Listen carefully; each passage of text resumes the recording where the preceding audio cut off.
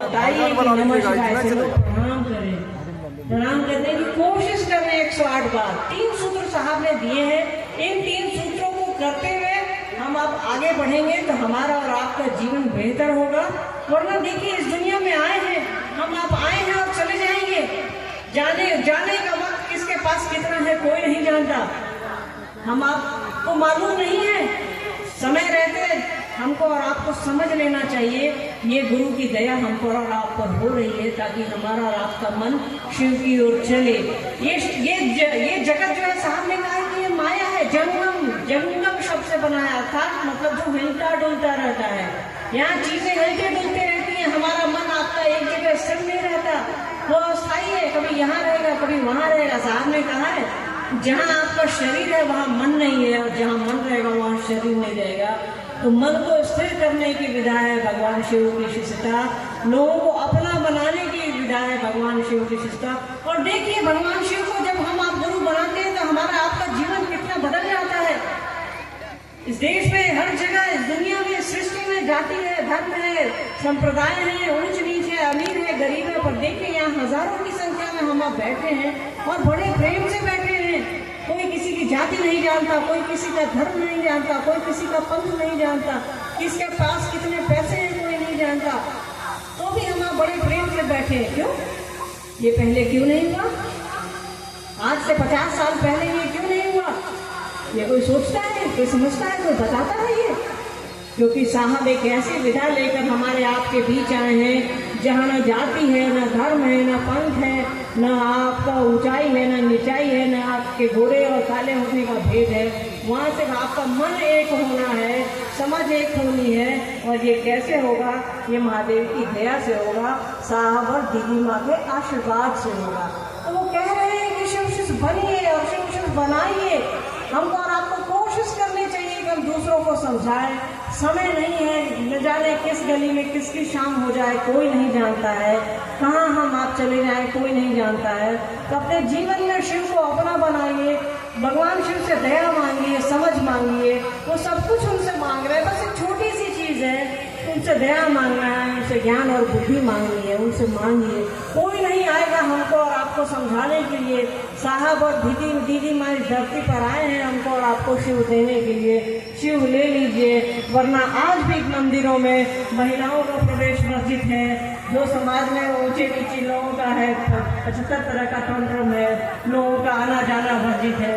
इतनी वर्जनाओं के बाद भी हम आप घंटी डुला रहे हैं, भजन ही गा रहे हैं और हम आप वहीं के वहीं हैं, तो कोई मतलब नहीं बनता। इस कालखंड में साहब और दीदी आए हैं हमको और आपको शिव का शिष्य बनाने के लिए।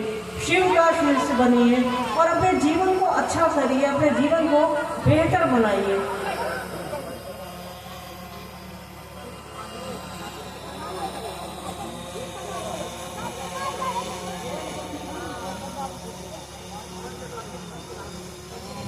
जैसा है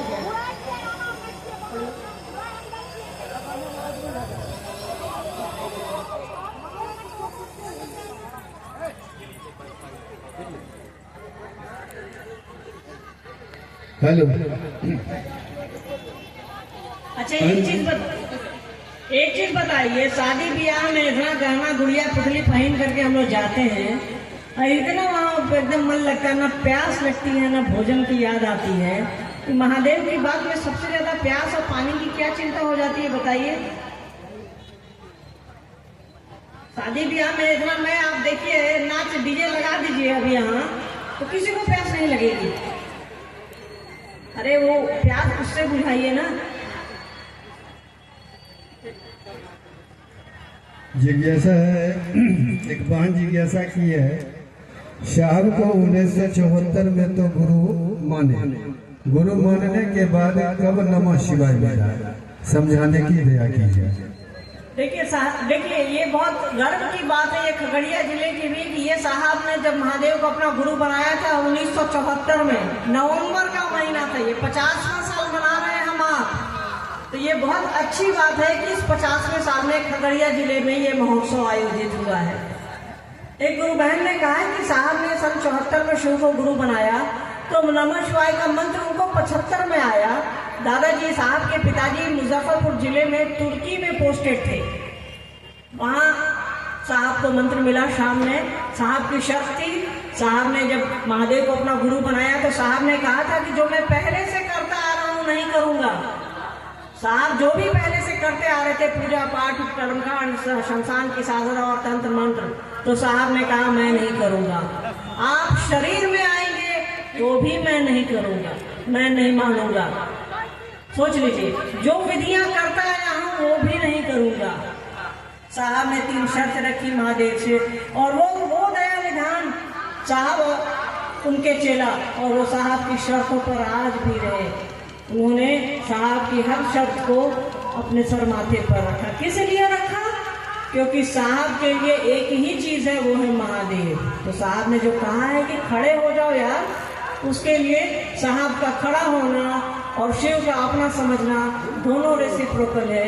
इसीलिए खड़े हो जाइए, हम आप उसके हो जाएंगे। चलिए जिज्ञासा पर आते हैं। तो सन 75 में शाम के दिन में दादी हमारी, उनको हम लोग माँ कहा करते थे, तो आंगन में बैठ करके शायद तो सब्जी उब्जी काट रही थी। तो साहब तुर्की में रहते थे, बाहर आउट हाउस में उनका कमरा था, क्योंकि साहब बाहर रहना पसंद करते थे। तो साहब बाहर मोड़ पर से पान खा करके आए और वो आंगन में खड़े हुए, और वो चाबी ऐसे चाबी का एक गुच्छा रहता है, तो ऐसे ऐसे वो घुमा रहे थे। तो वहाँ नमः उनके सांस पर आया, अचानक से नमः उनकी सांस पर आया और शिवाय बाहर हुआ। तो साहब ने कहा अरे अरे एकरे तो खोजत रहने, भोजपुरी, क्योंकि साहब हमारे भोजपुरी भाषी हैं, सिवान उनका जन्म स्थान है।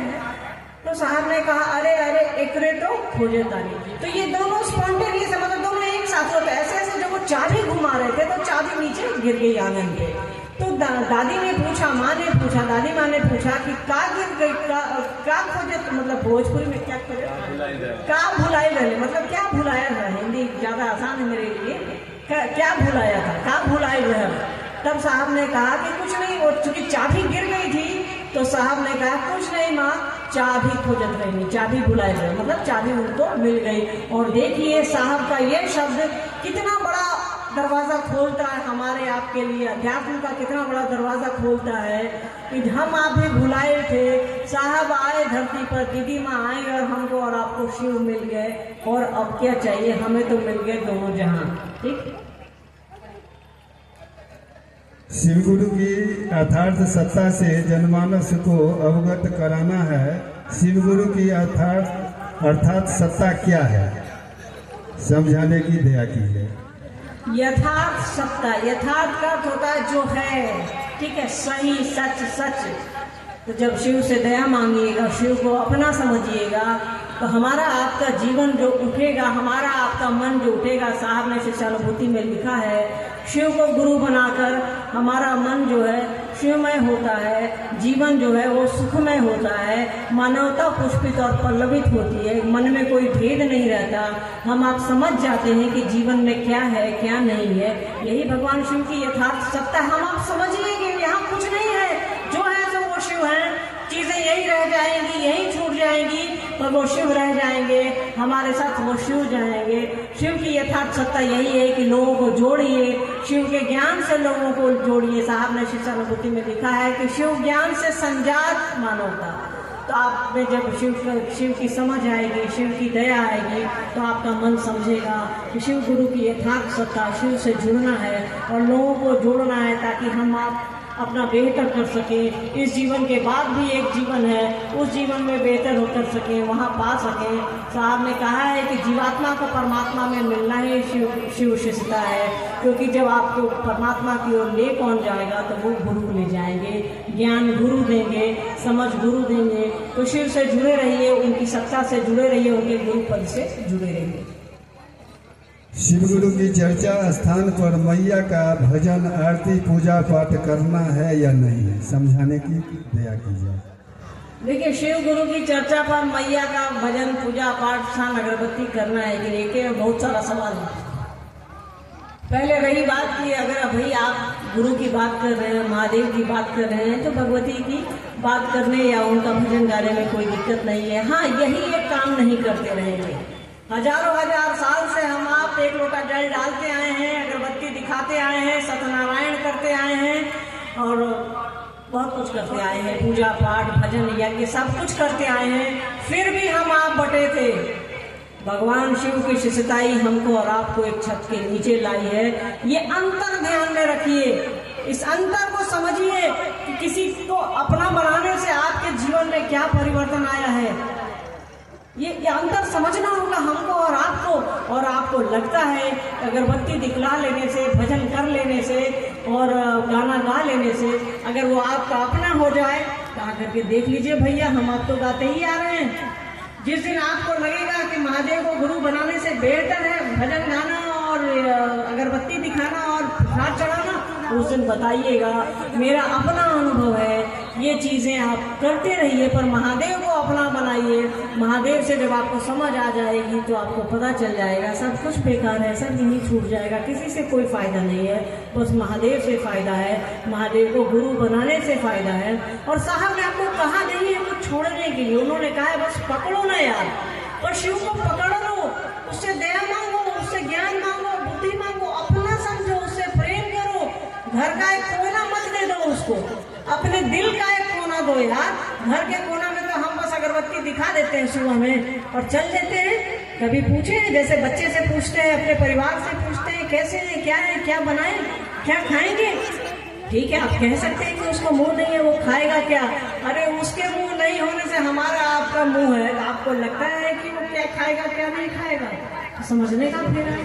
बाकी आपको जो मन करे करते रहिए, महादेव को पकड़िए और साहब दीदी को पकड़िए।